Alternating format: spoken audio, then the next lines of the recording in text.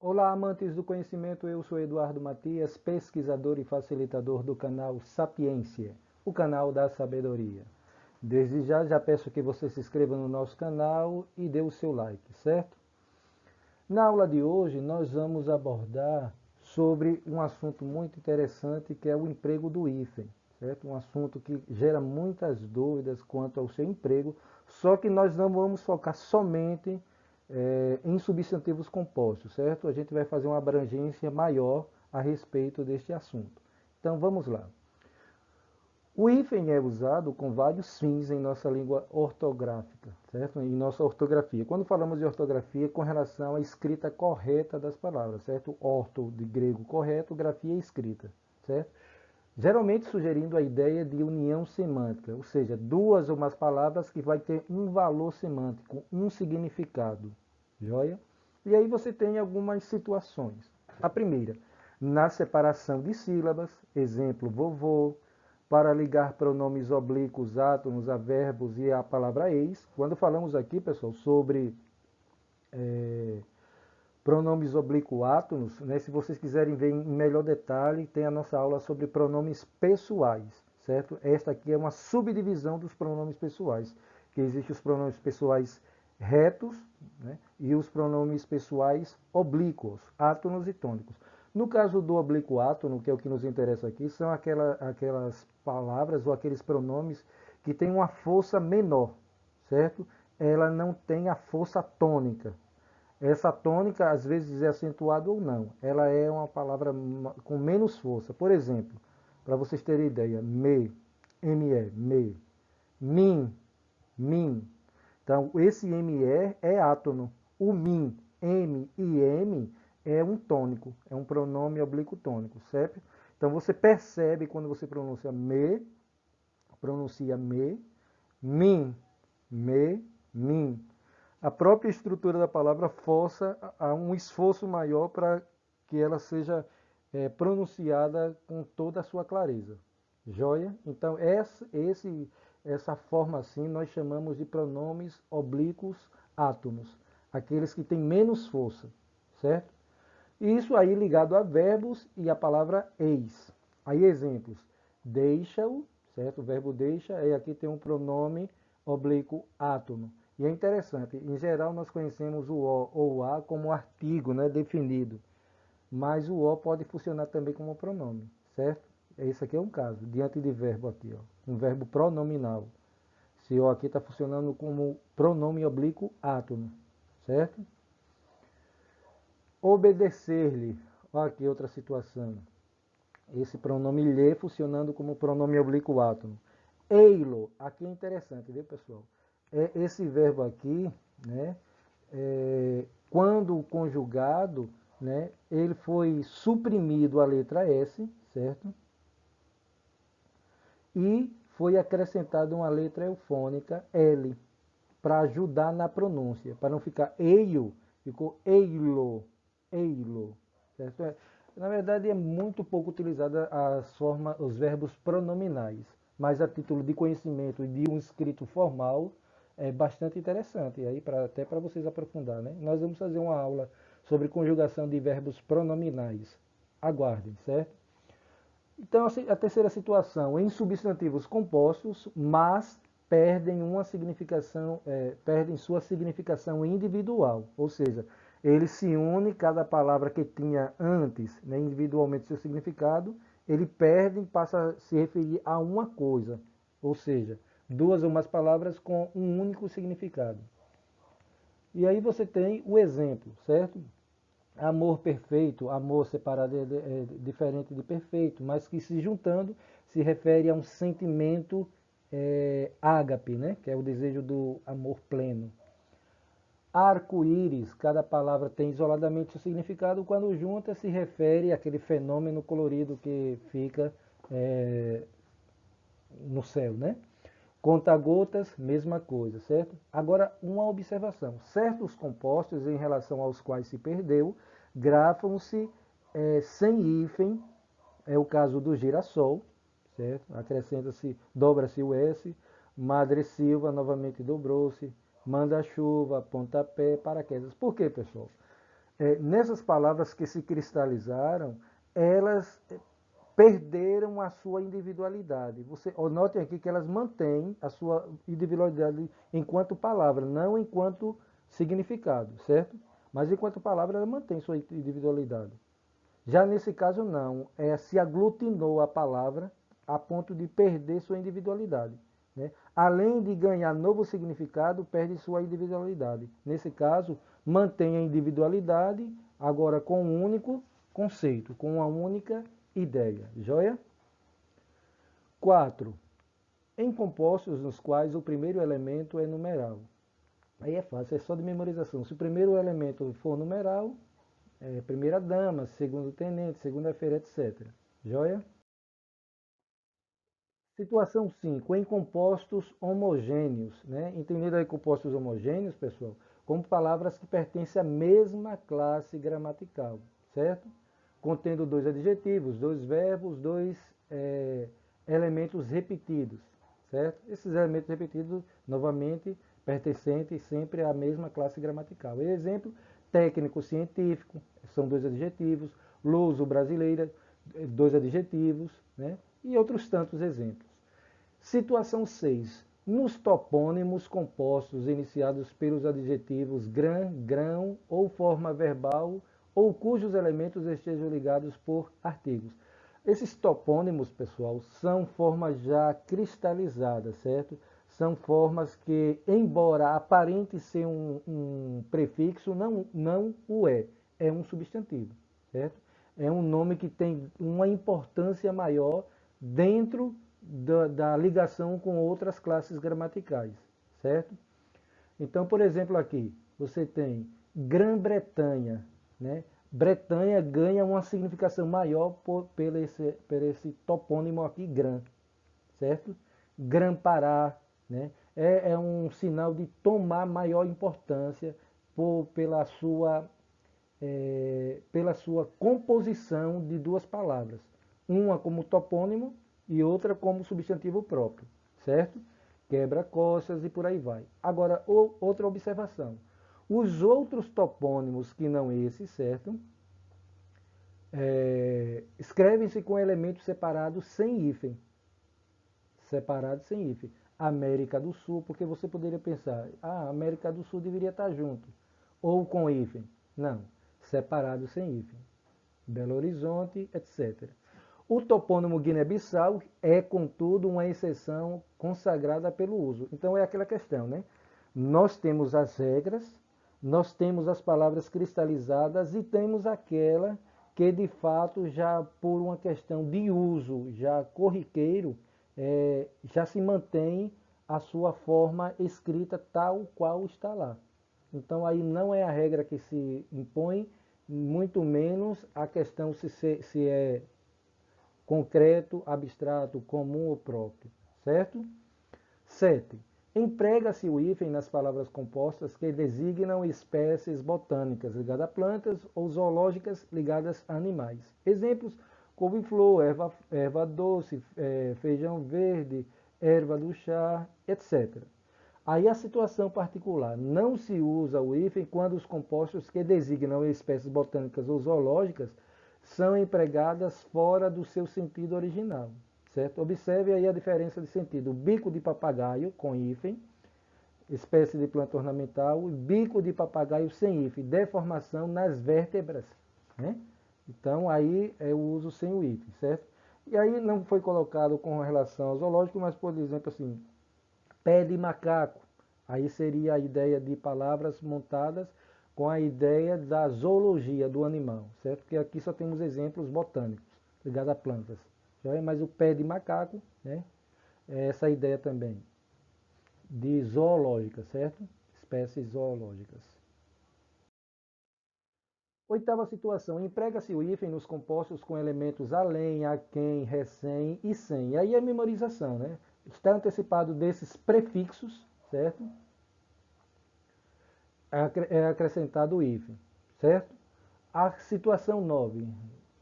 Então está aqui, eu não observei isso, mas eu vou tentar consertar, certo? Usa-se o hífen sempre que o prefixo terminar sempre que o prefixo terminar com a mesma letra com que se inicia a outra palavra. Então veja, ante não termina em vogal I, né? Ante, a segunda palavra inicia por vogal I, coloca-se o hífen. Joia? Terminou em vogal e iniciou por vogal idêntica, coloca-se o hífen. Certo? Ou na situação também que você tem iniciada por R, que aí nesse caso dobra-se a consoante, certo? Nesse caso aqui, esse aqui é um exemplo errado, vou até apagar aqui, viu pessoal? Foi uma distração minha, isso aqui não pertence ao nosso exemplo. Joia? Então vou tentar riscar para que ele não fique registrado aqui, certo? Isso aqui é um erro de distração. E é importante você perceber, né, que erros acontecem, inclusive em questão de prova, né? E aí você sabe identificar onde está o erro com relação à regra ou o acerto. Joia? Subbibliotecário, aí é a ideia, né? Usa-se if sempre que o prefixo terminar com a mesma letra com que se inicia a outra palavra, certo? Este exemplo também... sim, nesse caso tudo bem, porque você terminou em B. Quando eu falo a mesma letra, independe se é consoante ou vogal, certo? Se terminar em vogal, deixa eu pegar aqui novamente a lanterna. Se terminar em vogal e iniciar por vogal, letras iguais, hífen. Consoante igual, letras iguais, hífen, certo? Joia? Aquele caso ali é um caso particular que a gente vai estudar com relação a outro assunto, certo? Ali tem um erro que vai entrar em outro assunto. Então, por isso que eu apaguei para que vocês não considerem aquele exemplo, certo? Situação 10. Emprega-se o hífen e não travessão. Lembra que o travessão, pessoal, é o dobro do tamanho do hífen, certo? Utilizado mais para diálogo e não para essas regras que nós estamos tratando agora. Entre elementos que formam não uma palavra, mas um encadeamento vocabular. Exemplo, a divisa, liberdade, igualdade e fraternidade. Além de indicar um encadeamento vocabular, em geral, passa a ser palavras próprias, substantivos próprios, certo? Veja aí pela letra maiúscula. Mas acontece também com letra minúscula, mas em geral, a maioria das situações, né? E é uma discussão muito grande, por isso que eu não vou me adeter em qual situação eu concordaria, porque não há uma discussão firmada, né? Há gramáticos que defendem também para substantivos comuns, mas até agora o que eu vejo na maioria das situações é com substantivos próprios. Mas aí fica essa possibilidade, já que tem um questionamento sobre isso. A ponte Rio-Niterói, esse P aqui também era para estar com letra maiúscula, eu vou tentar consertar aqui, certo? Para que vocês... Certo? Então, P maiúsculo. A ponte Rio-Niterói. Então, no caso aqui também colocaria o I. Tá vendo, pessoal, como é bom você compreender, porque você está lendo a regra e você vai compreendendo se naquela regra há um problema. E é interessante, né? Eu costumo dizer para vocês que essas informações eu pego de alguns sites, como Norma Culta, como Toda a Matéria, como Só Português. O problema não é de onde pegar. O importante é que você, ao ler, você compreenda e perceba se aqueles exemplos de fato batem com o que está inserido na regra. Joia? Eu sempre digo assim, que nós devemos ser céticos, mesmo diante de uma gramática bem renomada, é importante, para confirmar, não por uma questão de defesa ideológica em relação a um gramático, mas por uma questão de análise imparcial. E o conhecimento ele precisa ser imparcial para você analisar o conceito, exemplos, certo? Conceito e exemplo se estão batendo, se estão se harmonizando. Nas formações por sufixação será empregado o hífen, sufixo é aquilo que vem depois, certo? Depois da vogal temática, aquela vogal que está após o radical, certo? Será sempre empregado o hífen nos vocábulos terminados por sufixos, certo? De origem tupi-guarani, que representam formas adjetivas, é interessante formar aí, ou seja, vai indicar uma característica ou uma qualidade, tais como açu, guaçu e mirim. se o primeiro elemento acabar em vogal acentuada gramaticamente ou por tônica nasal. Aí temos algumas observações. Primeiro, você poderia perguntar, mas Eduardo, como saber se aquela palavra é de origem tupi-guarani? Infelizmente tem que pesquisar. Alguns dicionários, como o UAS, ele determina também a origem daquela palavra, certo? Então, nesse caso, é preciso pesquisar de fato. Por isso que ninguém, pessoal, ninguém, nem os professores mais renomados, conhece todos os idiomas, né, todas as palavras do idioma, muito menos a origem. Porque a globalização faz isso, né, mistura de línguas e termina uma confusão. E aí cabe a eles ir pesquisando na medida do possível e acrescentando essas informações, certo? Mas seria impossível, né? Tupi-Guarani. E aí, mas aí como você já sabe essas três, né, esses três sufixos, certo? De origem tupi-guarani, já facilita, certo? Tem uma enorme gama de palavras com essas terminações.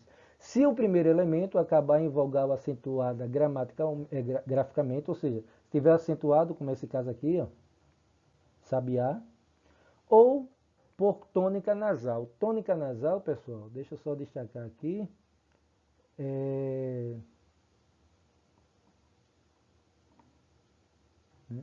é aquela sílaba, né? Aquela sílaba que o som é nasalizado e oral simultaneamente. É nasalizado e oral, ou seja, sai pela boca e pelas narinas simultaneamente. Por exemplo, quando você fala mirim, você visualiza a letra M, mas você não escuta o som da letra M, percebe? Então, mirim é como se tivesse no I aqui, ó, ou um acento circunflexo ou um sinal do tio, só para indicar lá a nasalização, certo? Então essa tônica nasal é justamente pela nasalização e oralidade na hora da emissão do som. É diferente você falar madeira, você escuta e vê o som de M, certo? Situação 12. Usa-se hífen com o elemento mal, com L, antes de verbos. Esse mal com L aí no valor de advérbio, certo? Advérbio de modo. Antes de vogal, palavra iniciada com H ou com L. Exemplos: mal acabado, mal-estar, mal-humorado com H, né? E mal limpo. Então usa-se o hífen nessas situações. Aqui é memorização, né, pessoal? Iniciou por vogal, por H ou por L, e antecedido do advérbio de modo mal com L, você tem aí a entrada do hífen. Joia? Situação 13. Nas locuções não se costuma empregar o hífen. Locuções são aquelas palavras formadas de duas ou mais palavras com valor de uma classe gramatical. E lembrando, quando eu falo de classe gramatical, estou falando substantivo, pronome, verbo e por aí vai, certo? Aquelas 10 classes que já falamos, inclusive temos uma aula aí falando sobre a classificação, certo? Salvo naquelas já consagradas pelo uso, sempre a exceção. Exemplos: café com leite, cão de guarda, né, dia a dia, essas aí já consagradas, certo? Não se usa. Locuções consagradas, você tem aí água de colônia, arco da velha, cor de rosa, pé de moleque e tantos outros, certo? Então, pessoal, nós vamos agora apresentar algumas regras para prefixo, certo? E o substantivo ou adjetivo que vem em seguida. Vamos analisar cada uma delas. Então você tem aqui a lista todos esses prefixos, né? Quando seguida de uma palavra iniciada por H ou vogal, idêntica, semelhante àquela regra anterior, né?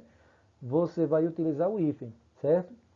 Então aqui você tem, ó, ante, a segunda palavra iniciada por H, ante, hipófise, uma palavra terminada em vogal e a segunda iniciada por vogal idêntica, certo? A gente não vai ler todas porque a ideia aqui é muito mais memorização, certo? E entendimento.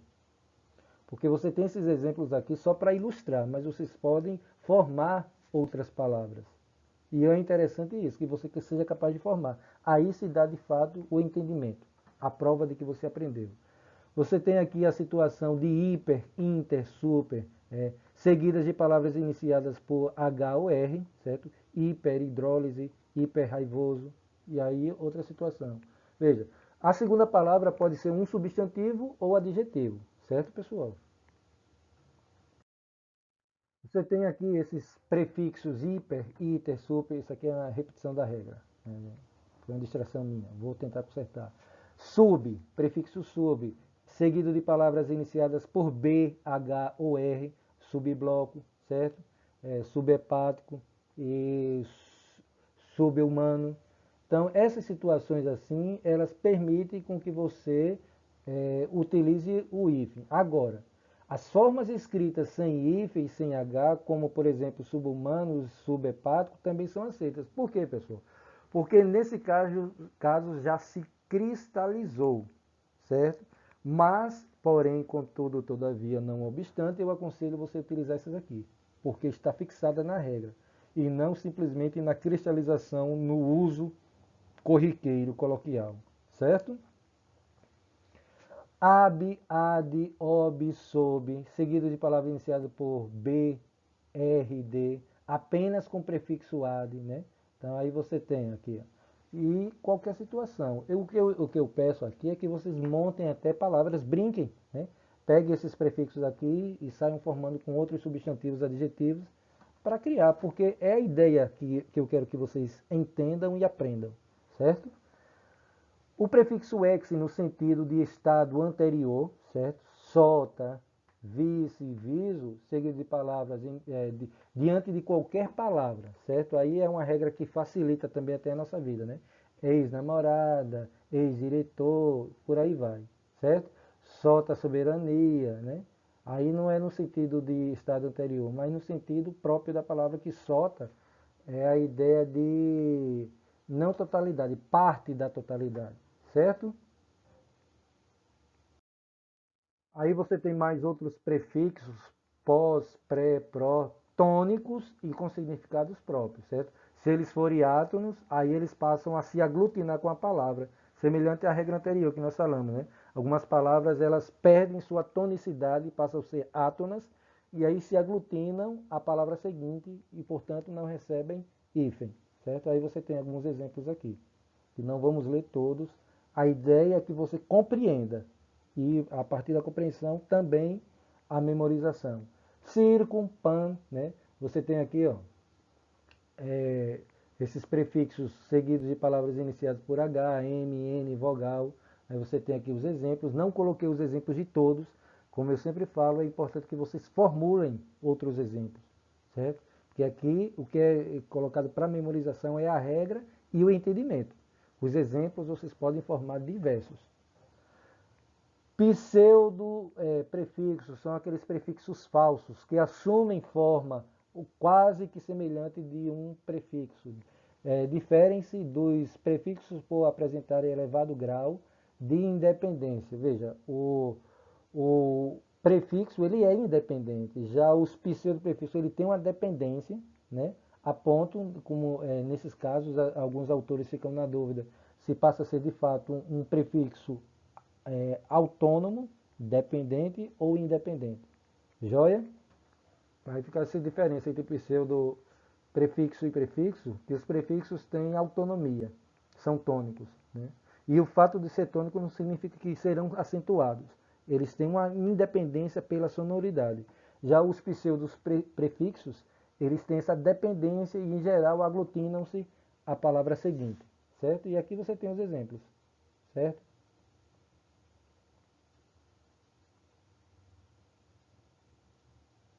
Como eu falei, não vamos falar todos os exemplos, certo, pessoal? O que eu quero aqui é que vocês compreendam. E aqui temos algumas situações para a gente analisar, certo? Primeiro, não se utilizará o hífen em palavras iniciadas pelo prefixo co. Não se utilizará, até porque são átonas, vão se aglutinar, certo? E aí pense em exemplos. Neste último caso, você tem aí, ele irá se juntar ao segundo elemento, mesmo que este se inicie por O ou H. Nesse segundo caso, que é iniciado por H, corta-se o H, né? Como eu falo, humano, subhumano, né? Co-humano, melhor dizendo, co-administrador, co-autor, né? Co-existência, co-optar, co-herdeiro, herdeiro com H, né? Então, e tantos outros, né? Foquem em elaborar outros exemplos. Regra 2.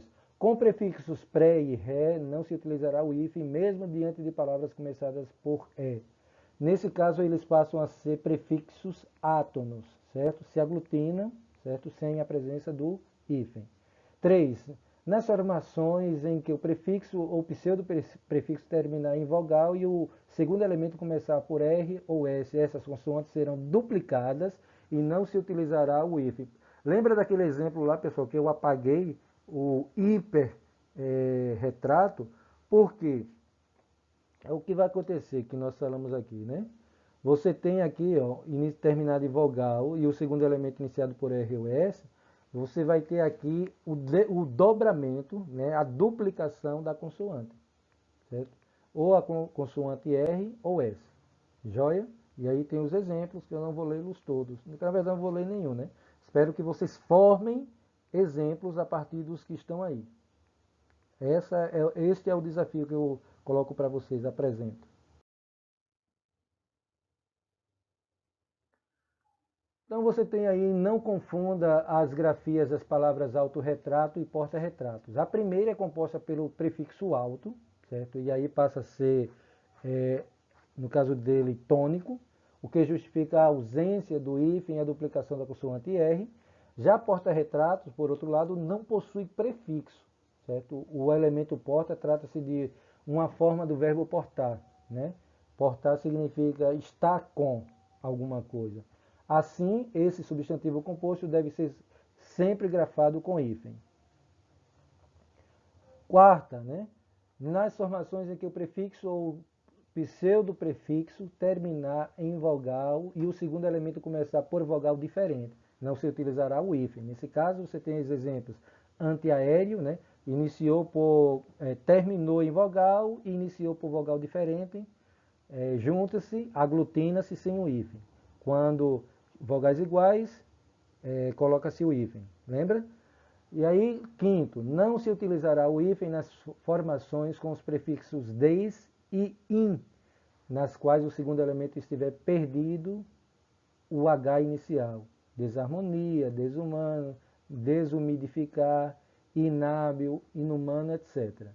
Isso aí é muito mais memorização, essa quinta regra, né, pessoal? Sexto, né? Sexto e último slide, né? Chegamos ao fim. Não se utilizará o hífen com a palavra não ao possuir função prefixal. Veja, o não em geral é um advérbio, mas se ele funcionar como prefixo, aí não se utiliza o hífen, certo? Não violência, não agressão, não comparecimento, certo? Ele aí não está como um advérbio de negação, de negar uma afirmação. Está constatando o fato. E aí, a ausência do hífen. Lembre-se, não se utiliza o hífen em palavras que possuem os elementos bi, tri, tetra, penta, hexa, etc. Exemplos, bicampeão, bimestral, bimestral, não se utiliza, utilizando aqui esses prefixos, certo? Observações em relação ao prefixo hidro, em alguns casos pode haver duas formas de grafia. Exemplo, hidroavião, hidravião. É suprimido a vogal da primeira palavra, certo? Então fica só esse exemplo aí. No caso de elemento sócio, o hífen será utilizado apenas quando houver função de substantivo, no sentido de associado. Exemplo, sócio-gerente, sócio-econômico. Joia? Forte abraço, espero que tenha lhes ajudado. Qualquer dúvida, entre em contato conosco.